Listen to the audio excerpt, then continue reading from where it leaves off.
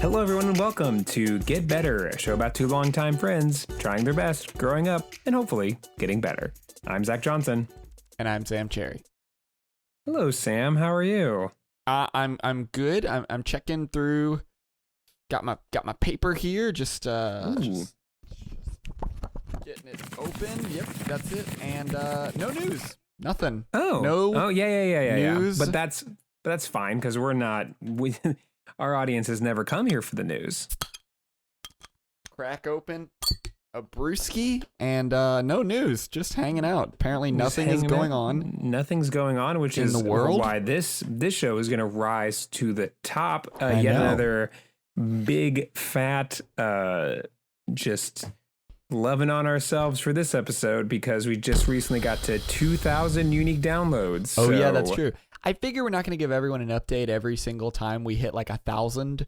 Well, I'm just marker, saying but that like pretty that fast. you said there that there is no news. That's the news, baby. That's the news. That's the news. Huey Lewis and the news. The That's- other piece of news, and I don't know if you want to talk about it because I know that you haven't I would say experienced it. I did see Cats.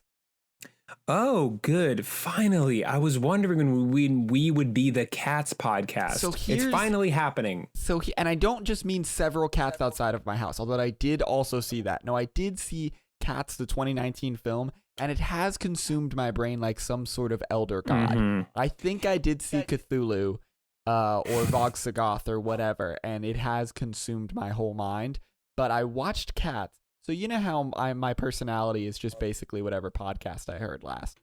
Yeah. I've been listening to How Did This Get Made and The Flophouse, and they both had episodes on cats. And so I was like, well, I need to watch Cats now. I've also watched My heroes told me to. My Heroes. Also, several YouTubers did video essays on cats. And so I was like, all right, I got to see this shit. Let's watch Cats. I watched Cats. It has consumed my every waking thought since then. Okay. Would you like to talk about Cats or would you like to watch Cats first? Well, so I think it's interesting that I haven't seen Cats, 2019 Cats, but I have seen Cats on Broadway.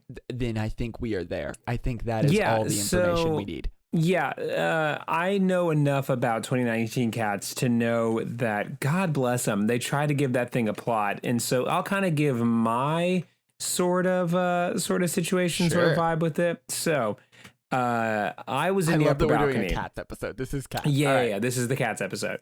I was in the upper balcony, so I didn't get to deal with all of the shenanigans that Cats is famous for. Oh, thank God. Here's what I think. Here's why I think Cats exists. Andrew Lloyd Webber wanted to give straight people the heebie-jeebies, and wanted to Yeah, okay. It's like It's horny. It is a horny musical. It's a horny show, but it's a horny movie, I'm assuming. It's a very But horny movie. It's an even hornier show. Like, so there is no. Okay, Cats on Broadway What is Cats? is like furries with a budget. Yes. Everything is so skin tight, and the costumes are so. Well, to be fair to furries, their whole thing is that it's very big. Yeah, I They're all guess, animals, I think, is but the furry I mean, through yeah, line. They're but people, but they're also we're not going animals. to talk about furries. I have a lot of opinions about furries. I I know wanna a hear lot about it. literally none of them. Dude, I can tell you exactly where to find all all that good furry art. You know the ones I'm talking about. Here's the the thing. ones where you pay $75 for an offshoot of a deviant artist to draw you doing some shit. I don't know what happened to the McElroys, but they made fun of furries once and then profusely apologized. So I don't want any of that Well, smoke. so I don't want think that smoke. that I don't know if it's the smoke as much as they kind of got their thing going on. Like, you know, they're doing their thing. Sure. They're Furries or the McElroys? the furries. Okay. And they kind of have their own separate culture. Sure. And I've seen enough documentaries on them, and I What? get it. Like, so, like, you know, people will We're do never like going to news. talk about cats, are we?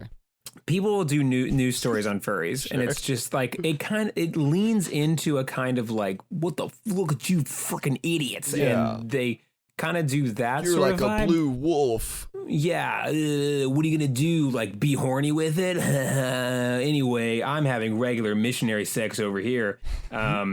So they kind of, I'm assuming, just through years and years of them just trying to cook and do their own like thing.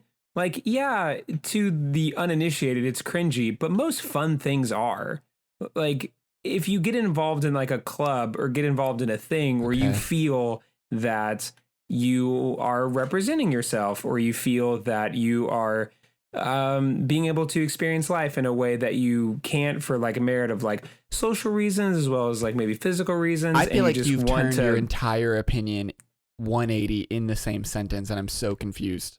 How do you mean? Are you saying I'm saying you're making the fun of furries, or they're good? No. Okay, I'm 'cause I don't saying want that the smoke. furries are a group of people that are made fun of a lot. Yes. And they're made fun of because people are like, oh, you guys are freaking idiots for liking this thing. And all of the media that surrounds them is just like bullying people that are kind of already used to being bullied. Sure. So My I think take is, that my take is they're like the Mormons, where like, ha ha ha, everyone makes fun of them, but really they're organized and they're a unit, and they will fuck up your shit. So I don't want to make. I've never gotten that impression. I have. but I then think again, there is some Operation Snow White, but it's the furries. Operation White Wolf. That's also a dragon, maybe. Okay, yeah, probably the Blue Eyes White Dragon. Anyway, I mean, I don't want the smoke for two reasons. I don't want people in furry costumes following around. I really feel like that would cramp my style. But also, two, I don't want to be bullying people. Like, you know, like that's not my fair. vibe Yeah. either. So I think it's like a mixture of those two. If I do get the smoke and I am like followed around, I will profusely apologize and be like, this is not the vibe that I was trying to give off. Sure.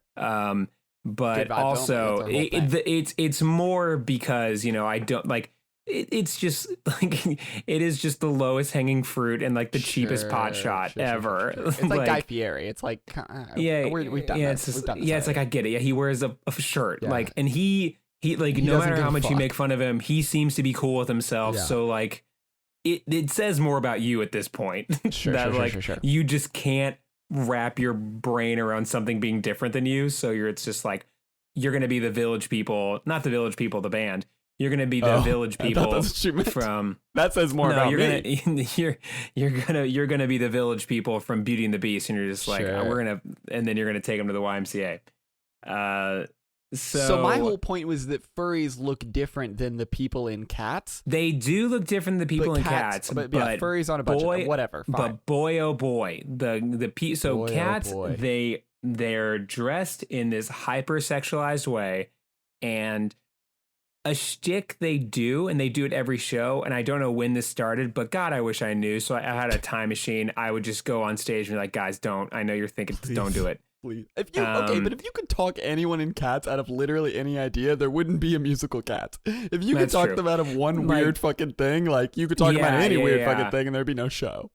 Yeah, so Cats in the musical, at several points, the cats on the stage will run into the audience Yeah. and act like cats on people. Mhm. Like they'll sit in your lap and they'll like lick their hands and like or run across you and like do that thing where they like, you know, a cat like stretches and goes like it bends his entire back upwards. Yeah. Like it'll do that, but like in front of someone sitting down. And it's just like, all right, fucking like stop. Yeah. And it's that, and it's an excuse to do that to just some poor son of a bitch dad that is visiting his kid in New York City. Whose kid is in just- theater, and he's trying to just be whose supportive. kid is in the and, theater, like, and he's just trying he to doesn't get like, it.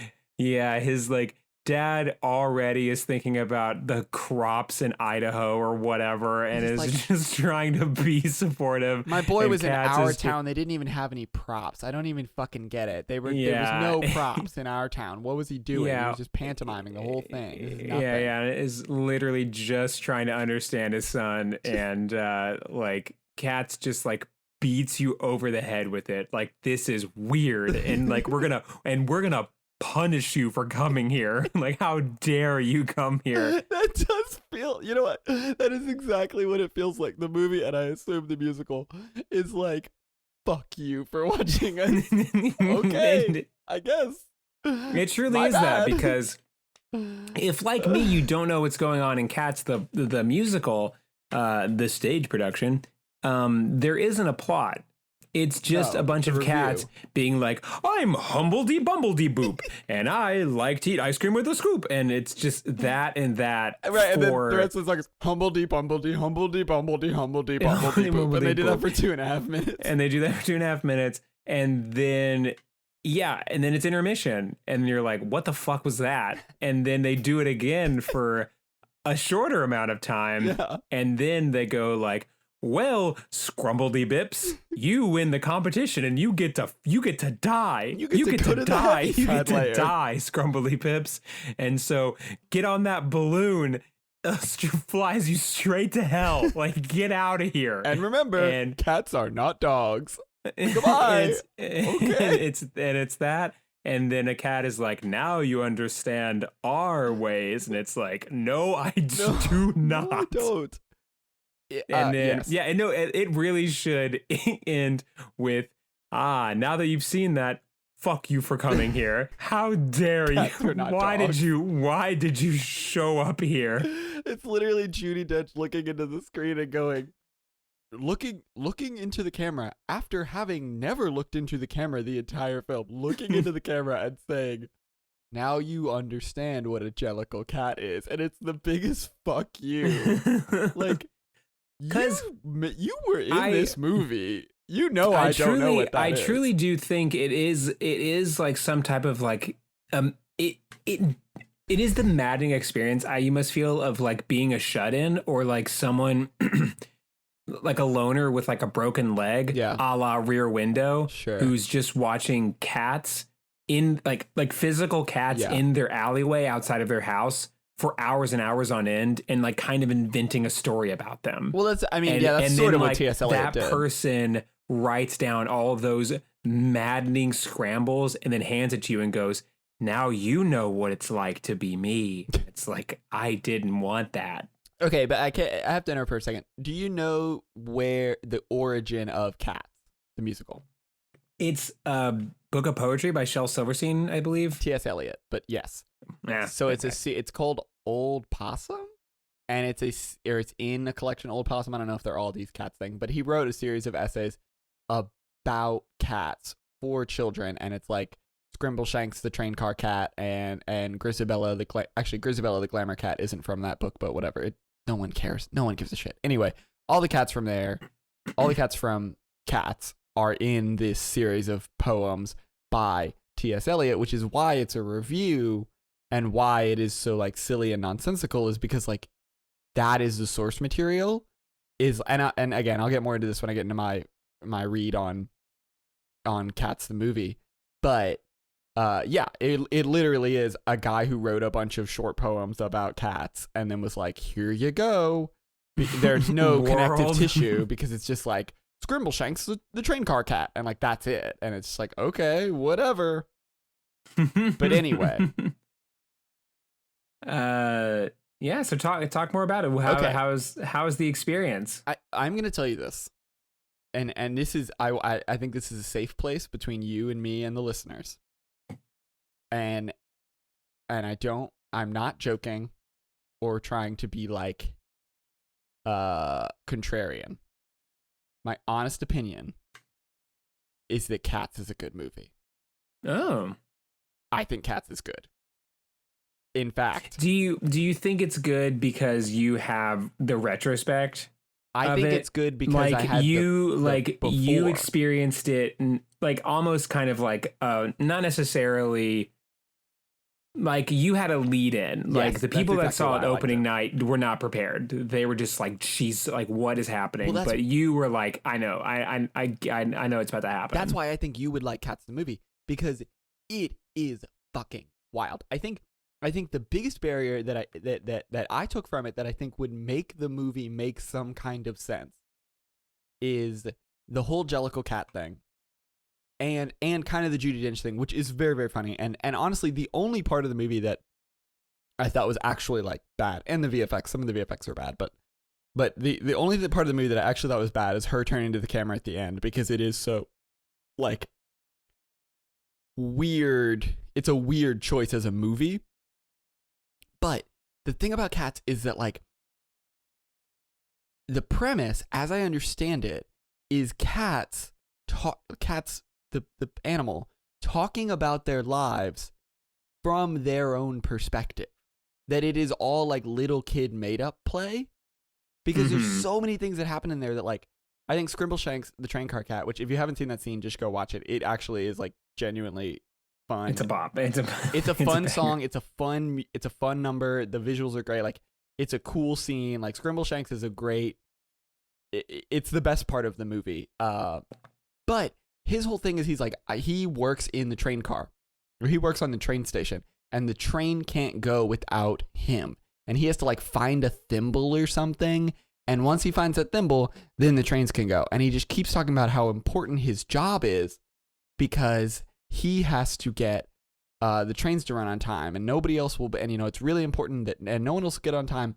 And he even has this line where they're talking about, they're walking through the train cars, and one of the people that works there is like he offers a biscuit, and Scrimbleshanks, you know, was right behind him to remind him if he forgot.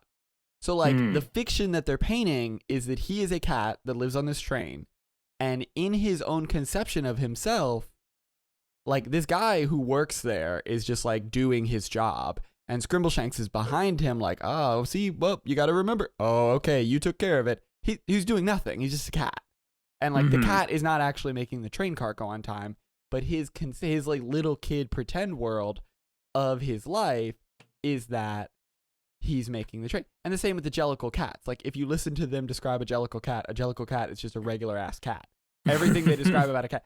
Jellicle cats are what is it, like, they're small in size, and then later they're like, Jellicle cats are of medium size, and then the next time they say, Jellicle cats, as we said, are small. Jellicle cats are black and white. Like, Jellicle cats like lay in the window. Like, everything about every cat is a Jellicle cat. It's all fucking made up. And so if you know that going in, you can pretty much filter out like 90% of what they say, because it doesn't fucking matter.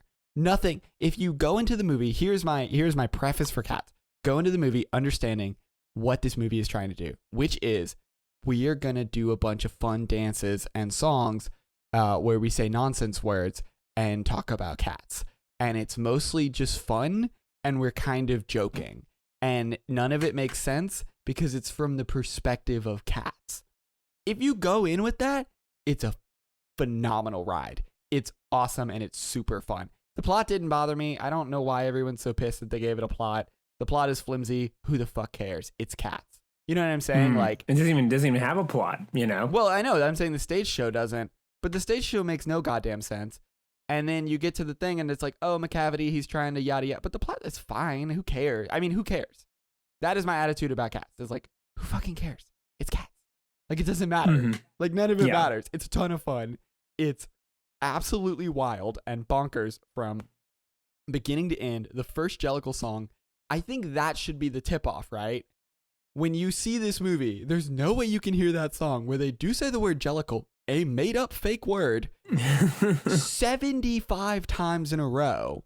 There's no way you walk out of that song being like, I bet this is going to be like Schindler's List. Like, no. It's not a serious film. It's like a joke movie. It's not a real joke movie. Like, they're honest to God putting it all out there. Now, are there criticisms of the film? Of course.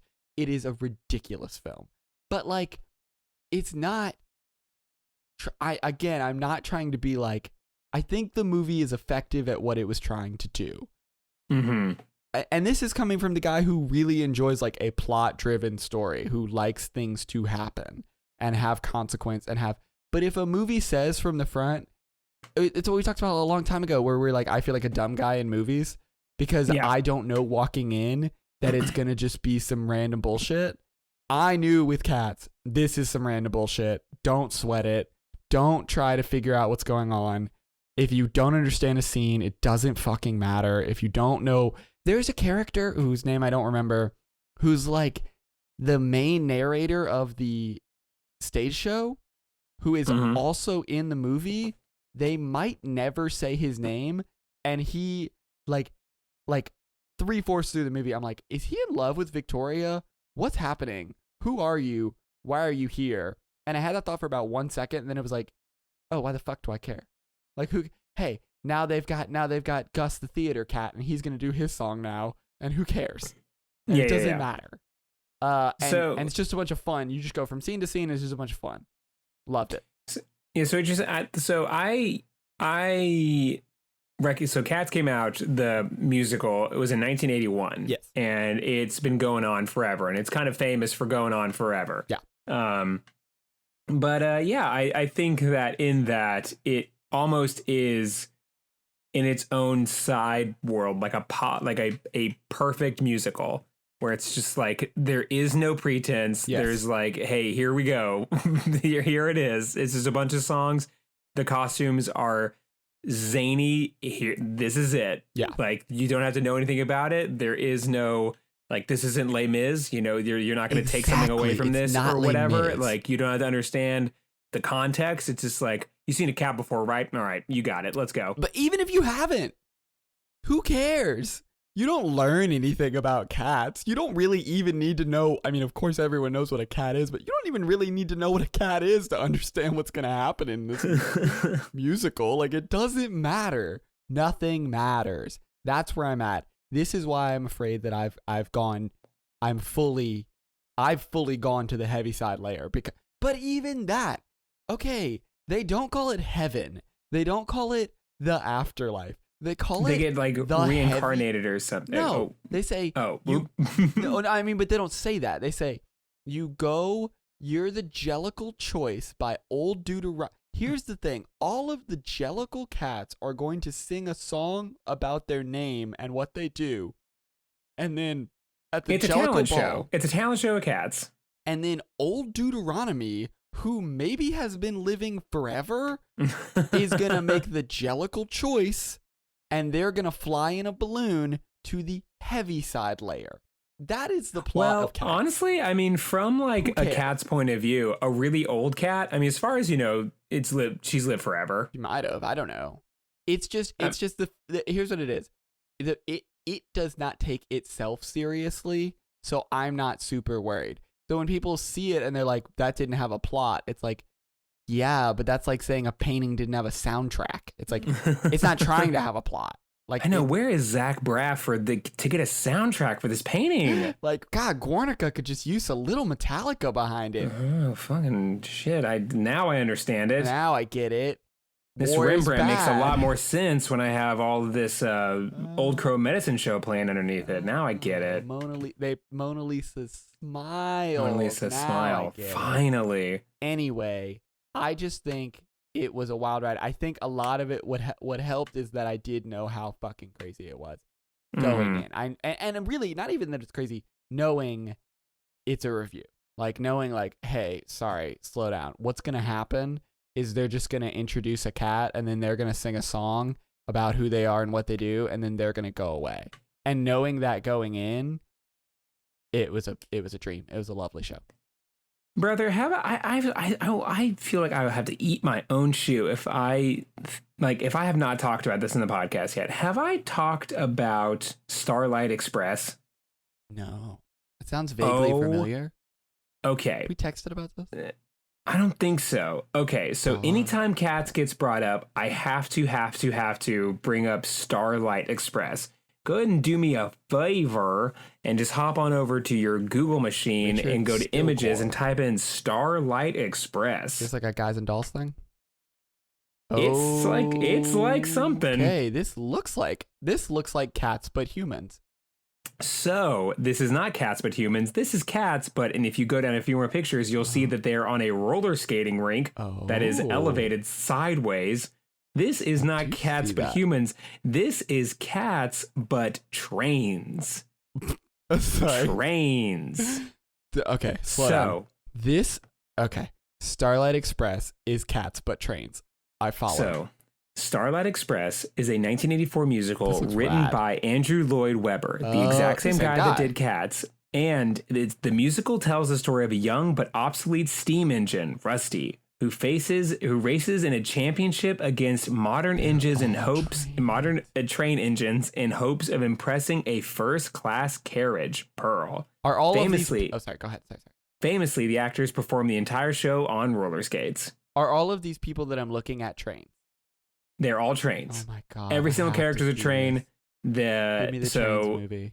Every single person is trains. They all have train songs. They sing about racing in the big train race.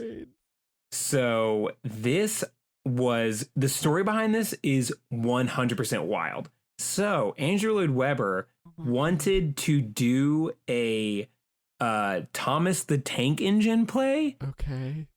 Or musical, but couldn't get the rights to it, so he just made this instead.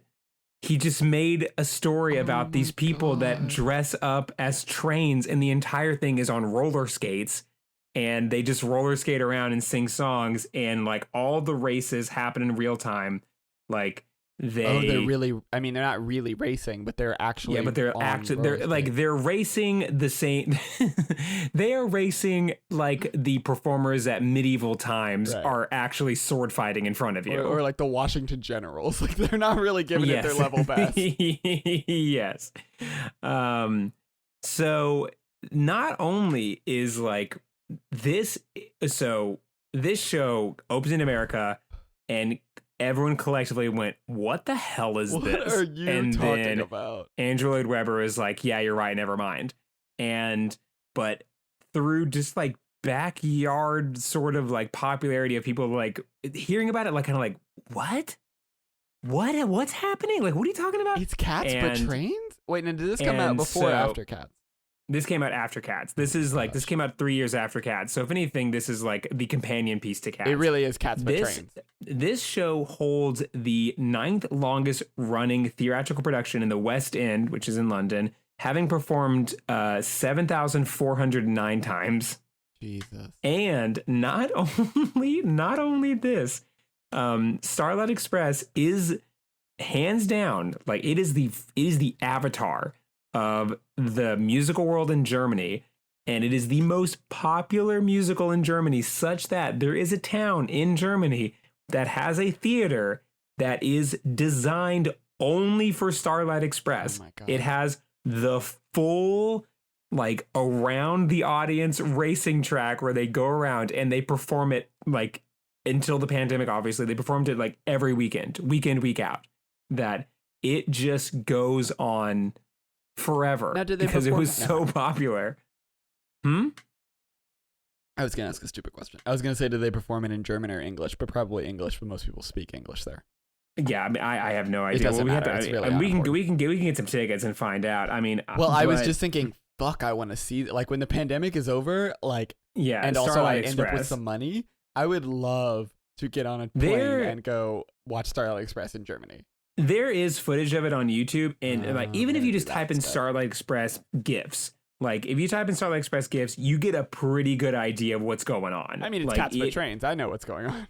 Like there is one where, oh my sweet lord, this whole thing is amazing. Everything about it's great. Yeah, there's one where a train is doing the robot, so that's pretty good. Because I think it's kind of getting into it's like, hey, we're robots, but it's made even more impressive that the entire time they are on roller skates and they go around and they high five everyone in the crowd. It's a real crowd pleaser. Okay, so just in case you don't know who Andrew Lloyd Webber is, because this is sticking out to me, he's, of course you know who he is, but for the audience, he also did Phantom of the Opera, which really sticks out in comparison to Cats and Cats but Trains.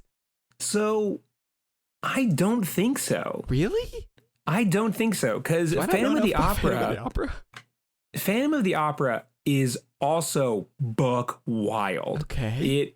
But like the music for it, I feel like people forget this about Phantom of the Opera. Phantom of the Opera, the music for it is not like, opera. No, it's not opera, but it's also not classical sounding music. it is synth rock heavy. It's like that like that whole thing. It's like it is on this like these like hardcore synth keyboard with like a electronic drum like bashing in the background. Sure. And it is like it is an assault to the ears. Like if you are going and expecting it to be like some sort of classically sounding thing, it is not that at all. It is like full-time like 80s hair metal Van Halen, R.I.P. to Eddie Van Halen, R.I.P. music that is like so ridiculous. And it also, much like the other ones, it's not grounded at all. The sets are incredibly elaborate. There's a part where the chandelier comes from down above the audience and crashes into the stage. Sure. And they have to set that up every night. Like it is a maddeningly overproduced play, and that is like exactly Andrew Lloyd Webber's speed. I guess like that's everything is so highly produced. The only thing that's different about it is like instead of dressing up as something that doesn't exist and or an anthropomorphized version of something that does exist, they're just dressed in like period pieces, which albeit is probably easier to do. Yeah. Like you'd think he would have started with that. You think he would have started with like, all right, let's start with like some time pieces, like some period pieces, and then eventually we'll get our way up but to. He's always got in his mind Cats. He's always got it there. Yeah, that's that. It's good that he did Cats first. Otherwise, he'd be chasing that dragon for the rest of his life. He's like, I got it to Cats. So a couple of things, because I know people are going to hear this, or maybe they hear my recommendation and then go watch the movie and go like, Sam, you did not warn me for these things. So I do want to get into making fun of the things that are very bad about the movie. But again, my full-throated recommendation for Cats, the movie, is a buck wild ride and super fun. And I did very much enjoy it. And we'll probably watch it more. I'll probably watch it more than once because it does seem fun as shit. And, well, one thing also that I did want to let the audience know about is like a question that you had. And the question that you had was, Zach, at any point in time, do the people from Starlight Express, do they attach sparklers to the back of their roller skates and skate around the audience, spraying sparks across the entire floor? Hell yeah, they do. Hell yeah, they do. Hell yeah, they do. Where do you think this is? So Idris, and guess what? And when all this pandemic stuff is over, they're gonna do it even more. There's gonna be theaters burning down left and right because we're gonna go even harder. They're gonna have Roman candles shooting out of the back. You guys thought that Starlight Express was wild before. When we come back, oof. So the thing is, there are two things that stand out that are increasingly weird. One, it's an incredibly horny movie. And it's apparently an incredible... I haven't seen Starlight Express, but I imagine it's also pretty horny. Yeah, it seems horny from the picture. So have you not seen it? You haven't seen Starlight Express on stage? You just know about it? I just know about it because when people bring up the absurdity of Cats, there is usually one theater nerd in the crowd that goes like, I'm about to blow your freaking mind. Were you at Western when they did Urinetown? No. All right, end of conversation. All right. So Taylor Swift is a cat with boobs, which is pretty fucking weird because there's a lot of female cats in the musical, and she is also a female cat in the musical, but she is the only cat with boobs, and that's pretty fucking weird. Also, Idris Elba is butt-ass naked, and that is also deeply upsetting. Is this anything? It's a horny movie is what I'm saying, but also it's separately good.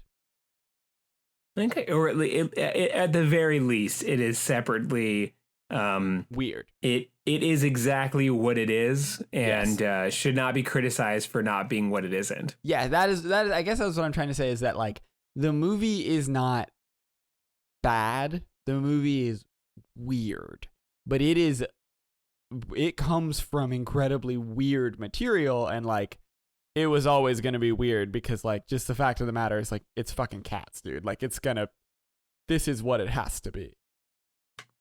Man, wild. Andrew Lloyd Webber was 31 when he made Cats. That's wild.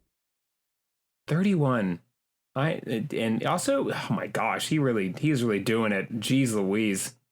Oh, I'm sorry. I'm getting I'm getting a call. Oh, And it's kind of rude. We're in the middle of the show. sorry, it is from my friends at NBC. Oh, hey! Apparently It's weird that they don't give me that. I don't have their number. Yeah, they don't really call me they're really much. they're really stingy about that. Anyway, it sounds like they've been rushed to the hospital. It looks like they are going to need a script doctor. So I think we're going to need to run over there. Is anyone a doctor? Okay, so I am going to send you ready. this now. Preparing the robot. Preparing the robot. Beep boop bop boop. Chat. Control V. Then. Now, what I sent you is a 2001, of course, NBC sitcom that was tragically cut short after one season. What doesn't make it sound great is the second paragraph of it doesn't have a section called premise.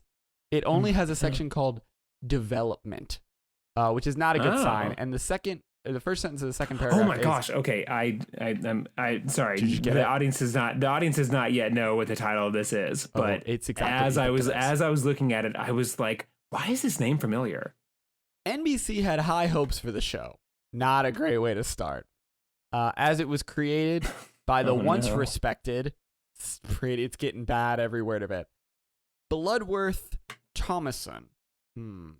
However, the show was savaged by many critics, one calling it a train wreck. This is, of course, the 2001. Okay, well, that's, talking about, bringing up train wrecks just after we talked about Starlight Express is honestly a little. For the people on this Wikipedia who wrote this, it's a little disrespectful of them. This is, of course, the 2001 television show Emeril, starring Emeril Lagasse, the famous chef. And if you're wondering, there is some 9/11 shit in here. So I was just wondering about that. So I'm gonna kind of take you through my thought journey as I was looking at this, because I remember Emeril, and he's the guy that goes bam and kick it up a notch. Yes. And says, you can't just be a good chef. You can't. You gotta be a Mario Batali looking ass, or you gotta wear a stupid shirt and have stupid hair. Sure. Or you have to have a catchphrase like bam and kick it up a notch. Or donkey sauce or whatever. Yeah, it's true. Also, quick fun fact, in my college house, we had some the Island. Oh, okay. And we had some monogram towels that said kick it up a notch. Ooh. I don't know why. I don't know where we got them, but it was just a part of the house. And so I also saw that this show aired on Tuesday nights from September 25th, 2001 to December 11, 2001. And when I first saw that, my thought was, oof. Let me read you it a little close. Let me read you a sentence. They cut it incredibly close. The show was in the middle of filming when the 9/11 terrorist attack occurred. The show was scheduled to premiere September 18th, a week after the attacks, but was delayed for a week. Very respectful. Thank you. This next sentence, I just need to get you in the mental headspace that a human being wrote this because another human being did say this. Despite this, the opening sequence still featured the World Trade Center tower standing. Weird, but fine. Those involved in the show blamed the continuous news coverage of the terrorist attacks as the reason that the show was never able to find much of an audience. They did blame 9/11 for the Emeril Lagasse show not being very good. They did. So, hey, before we even get into it, I'm going to say no 9/11. I'm going to say we don't do any or double down, and it's like we can get to it. Anyway, they did blame 9/11 for why the show wasn't very good.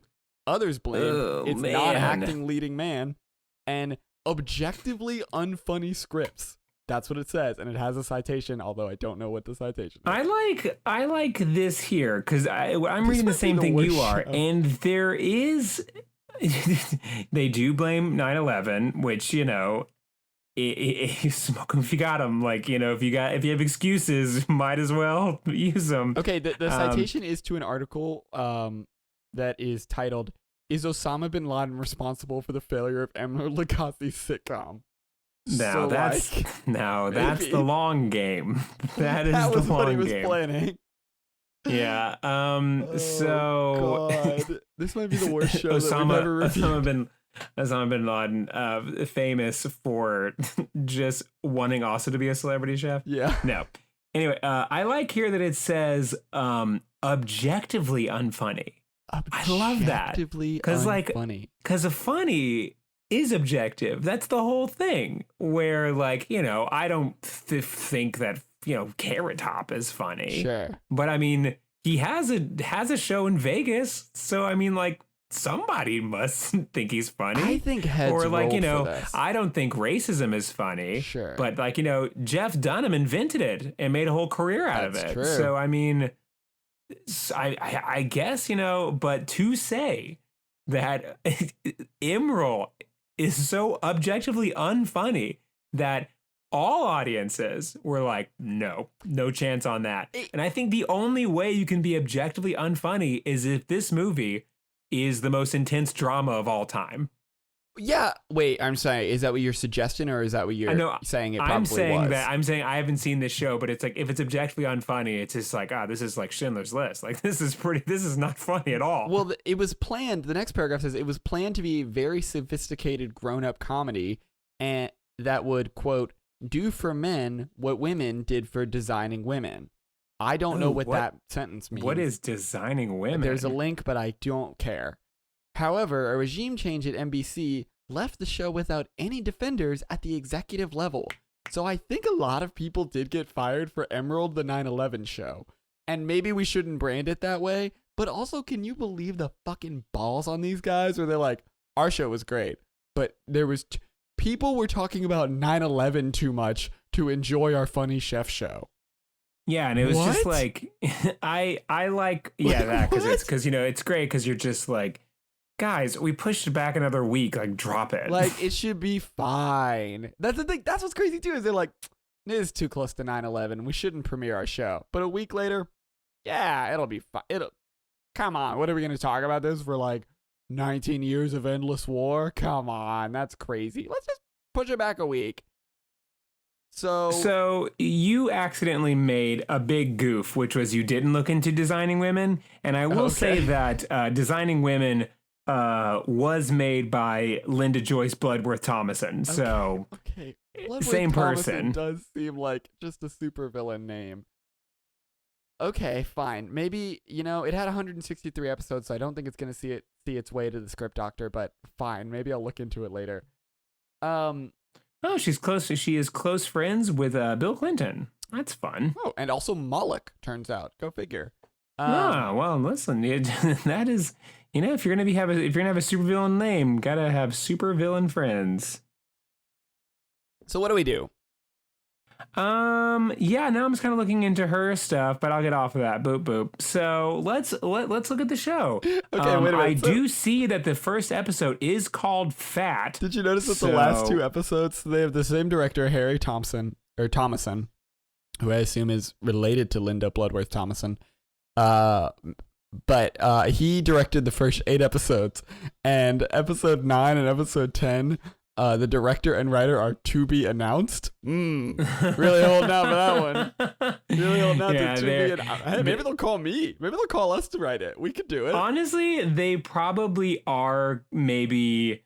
Maybe they're a little bitter and they're just like, fucking, we'll wait after 9/11. I'll show you. They're waiting for the war on terror to be over, and then then they'll be like, got nothing else to talk about. Right. Like, we're gonna write episode 9, The Retreat, and episode 10, One Man's Cornbread.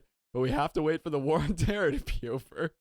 Yeah, and now they're just bitterly holding on to those slots. Once the Patriot Act expires, then they'll go ahead and give us episode 9 and 10. Maybe that's their bargaining chip. They're like, hey, I know you want to colonize the world, but we're not giving you these 2 episodes until you stop the war on terror. Here are my 2 thoughts off top. Number 1. Now, what do we even think this show is about? It seems like it's about Emerald Lagasse being Emerald Lagasse, because there is a fictional. But is it like Food one of Network those show things where Emerald is not even okay? Never mind. It is starring Emerald as himself. Yes. Yeah, so it's Emerald, and I bet he's like, let's see, this is in 2001, so it's like Emerald, but he's like living in Queen. This is the King of Queens, but it's with Emerald instead. This is what you were suggesting they do. No, I'm saying that even as, because we got the call and they didn't even tell us what this show is about. They never do. Those bastards. I can't find anywhere of what this show even is. So I'm going to do some even more research. The last paragraph does seem to say that there is a home life, a fictionalized home life, but there is also a fictionalized version of Emerald Lagasse's Food Network show. So it seems like the plot of the show is what if Emerald Lagasse was Emerald Lagasse? So he just is a chef on Food Network. So here's what I found, which is the entirety of the show posted on YouTube, and not one person is trying to right this wrong. Yeah, it seems that Emerald, all of the merchandise for it does say BAM, so that's good. Okay, it's not loading on my computer, which means that it is probably illegal. But from what I could see, it looked like Emerald ran a diner of sorts, and it was a bunch of people, probably his wife and his daughters. It's like a Cheers thing. It's like.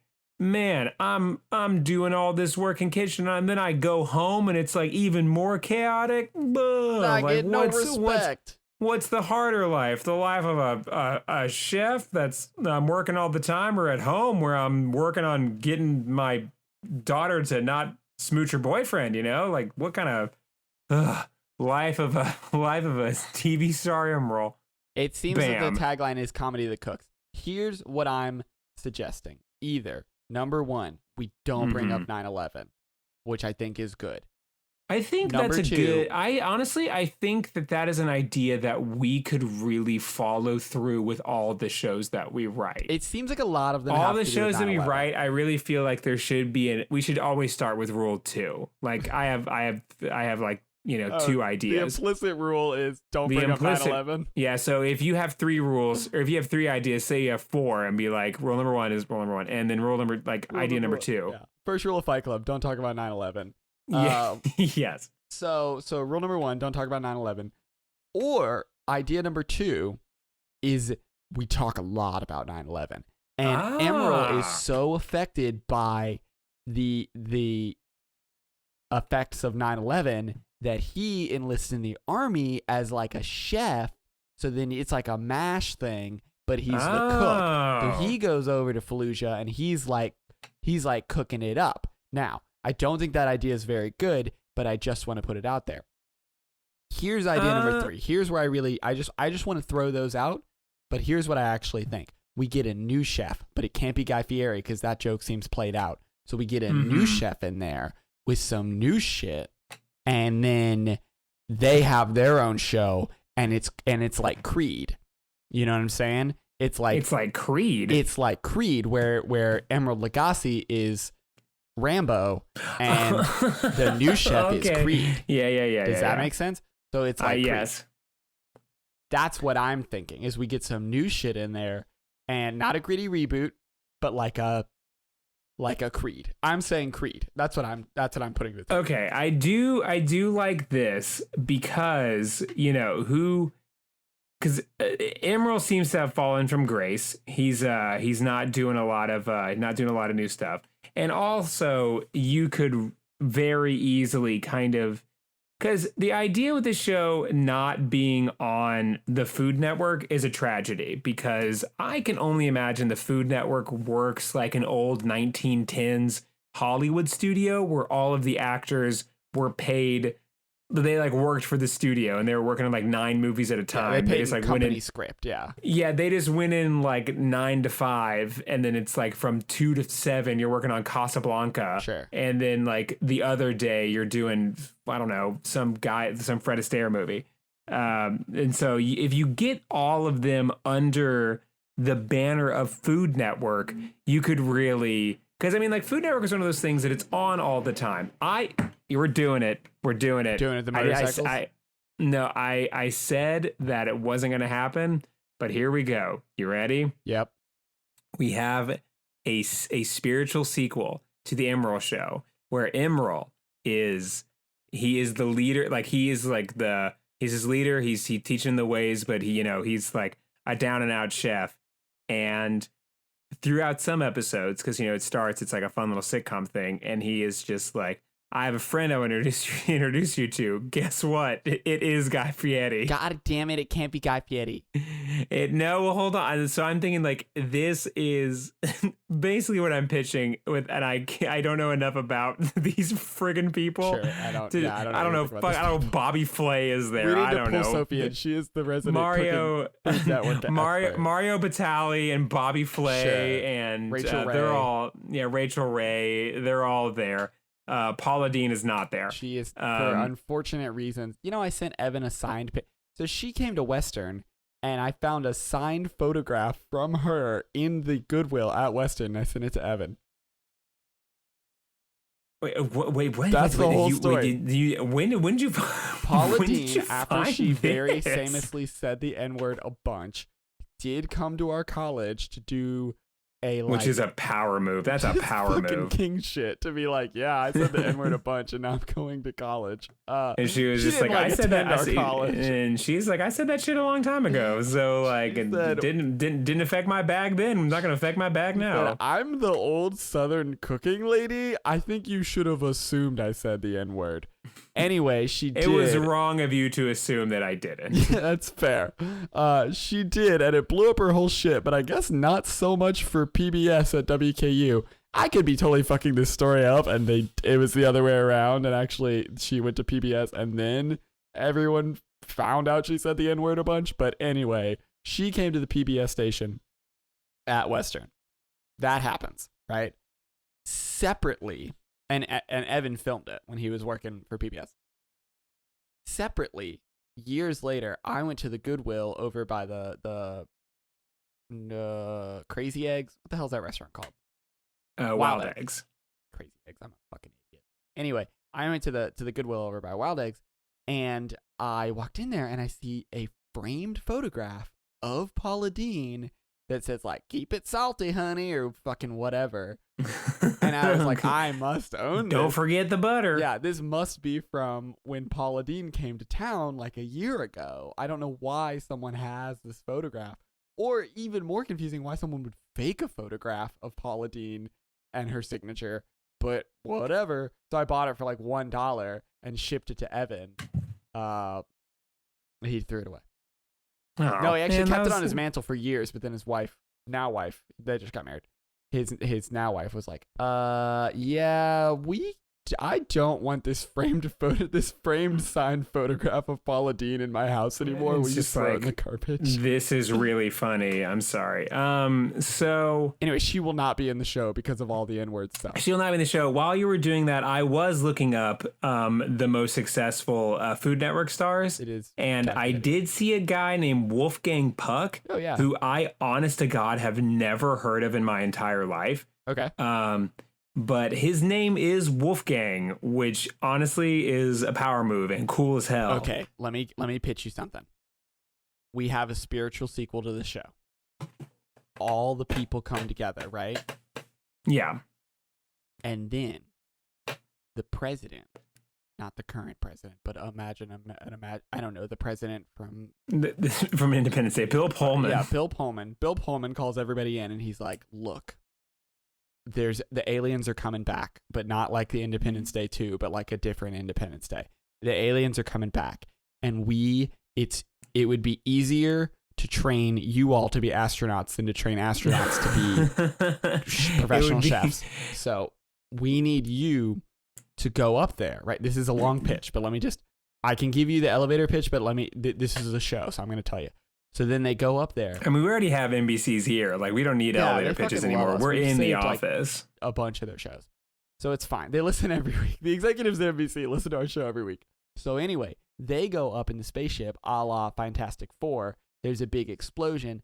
They all get superpowers. And now we have a new set of super friends that are the Food Network stars. And you know who the villain is? It's Paula Deen. It's obviously Paula. Oh, Deen. She I is was so thinking. racist. So no, I was thinking as you were saying who's the villain, I almost was like, I don't know, the Property Brothers. Or also the property, or the guys from And Duck so- Dynasty. Any of them. Because I mean, Sure. you know, okay. I think it'd be fun to do a little playing around with like adding, you know, you got your restaurant runs Sure. or whatever, you got your Chopped, and what if each of those things ended with a like after the credits roll, there's Sure. a post credit sequence, which is drawing this entire story together, and separately on I see. HGTV there is Right. also there is They also would be the villains, wouldn't like My Strange Addiction and but I think it'd be really interesting. That's TLC. I think it would be Oh, those are interesting. different That's the Age of Ultron, age of TLC versus Versus- HGTV and Food Network. now we're getting Um, really close to creating a shared universe. Yeah, I know, and then I I wanna be didn't want clear, to do that's not that. what we're doing.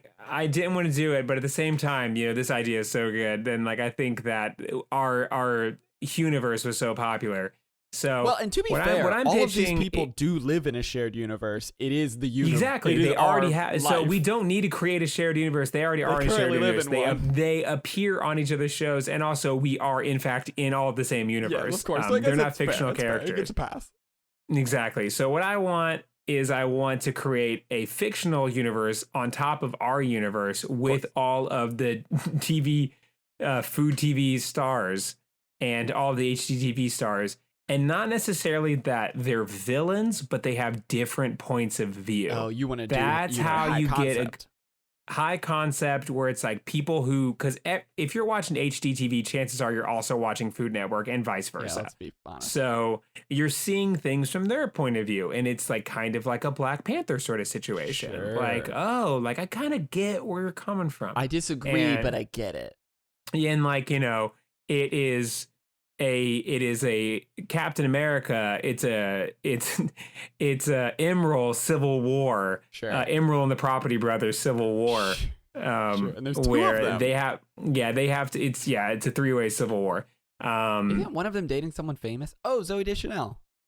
Zoe Deschanel. Zoe think Zoe Deschanel Deschanel is dating one of the Property Brothers. I will eat my own shoe if you find out that Zoe Deschanel is dating a Property Brother. Okay, Property Brother. Because Zoe Deschanel is famously married with children. To who? To Ben Gibbard? They got divorced. Did they? Yeah, that's what like their whole like third album was about. Fuck yeah, eat that shoe. She Oh no! Zoe Deschanel. So Zoe Deschanel years ago, her like the third She and Him album was right after they got divorced. And anyway, yeah, she got divorced from the guy from what's the sad boy band? Death Cab for Cutie. And now she's dating one of the Property Brothers. What the hell is going on? Look, Grimes is dating Elon Musk. What do you expect from Hell World? Man, this really is the worst universe. If anyone has learned anything from this podcast, We don't it is deserve nothing. anything. It is nothing more than Zoe Deschanel is dating a Property Brother. All this life that is deserves all is that pain. matters. Yeah. What anyway. in the? How did they link up? What in the fresh hell led to this floral vest ass wearing dude to link up with Zoe Deschanel? Man, he really does be wearing a floral and a vest in all these pictures I'm seeing of him. Yeah, and he's dating Zoe Deschanel. Man, this really is the worst. This is I didn't think What it would be a this psychically upsetting to you. What a strange time. Here's a picture of them at like a Comic-Con sort of thing, and he's dressed up in like a suit of armor and has Do you have a different Google than me? eyeshadow. God, You my must send life's- this to me. I can't. I don't even know if I feel like I'm just making this up I think you because found I a think bad my internet. brain is dying and I'm like slowly falling. Like these are the, what are they called? The the death grips, the death spins. You're having a sort of a. Oh no, fever. guys, it's worse. He's dressed as Batman. Jesus. Oh. Oh, gosh. That's really unfortunate. So now, would you like them to be the villains? Because I feel like they could be the villains. I don't have the energy for this show anymore, bud. I feel like that was usually so upsetting to me. No. Oh no, this is a psychically upsetting picture. I mean, of course, it will now be the cover art to the episode, but this is not a good picture. It's just a picture of Property Brother dressed as Ben Affleck Batman, like with glowing eyeballs and everything. And Zooey Deschanel is dressed in like a skin tight, I'm assuming like Catwoman sort of thing. Yeah, I would guess. Yeah, and I saw the picture of him just a moment ago where he so I'm gonna go ahead and copy this and send it over to you on the robot. It is a picture of him with his mask off, and he did apply a fair bit of eyeshadow. Which is confusing because with the glowing eyes, you cannot see his eyes at all. Yeah. The glowing eyes, you just can't see it. So it seems unnecessary to put a bunch of eyeshadow on. But, well, I'm glad the table of turns for once. And you were the one leaving the show very psychically upset and defeated. And it isn't me. So, that's cool for me. But I'm sorry for you.